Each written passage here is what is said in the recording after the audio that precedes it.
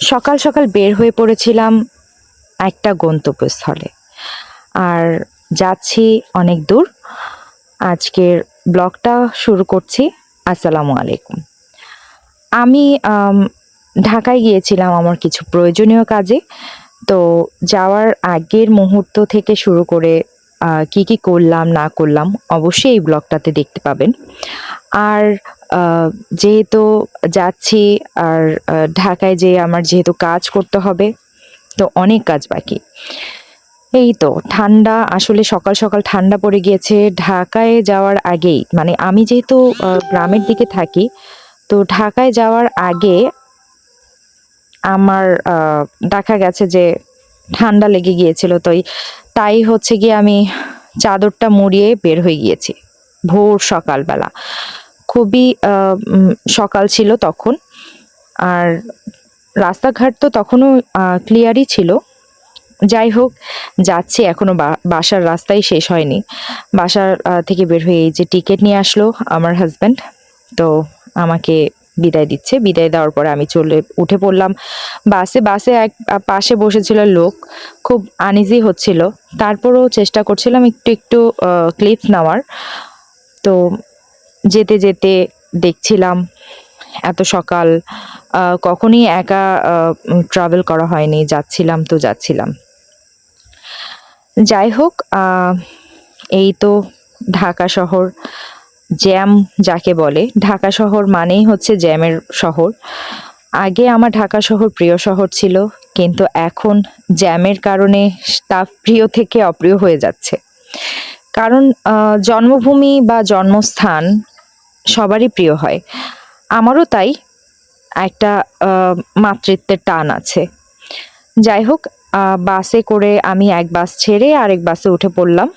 আর এই বাসটা মতিঝিল পর্যন্ত যাবে। কিন্তু আমি মতিঝিল পর্যন্ত যাব না। আমি শান্তিনগর পর্যন্তই নেমে যাব।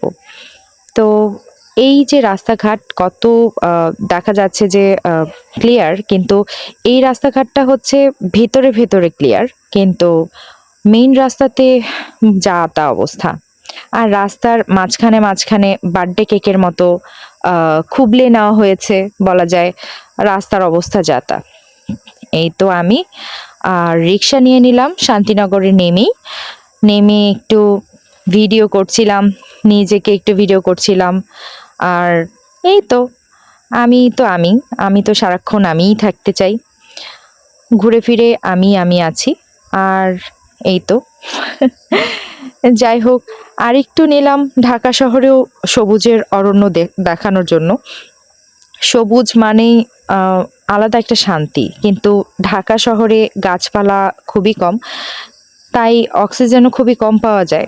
নিঃশ্বাস নিতেও কষ্ট হয়।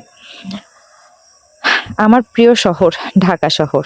মতিঝিল চলে এসেছি, শাপলা চত্বর দেখাচ্ছি। এইটা হচ্ছে বাংলাদেশ ব্যাংক।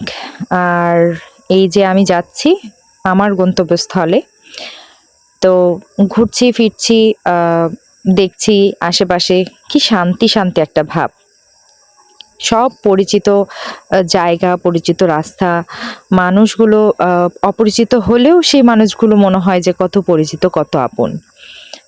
এটাই হচ্ছে জন্মস্থানের একটা ভাইব বলা যায়। এইটা হচ্ছে হিরাজিল।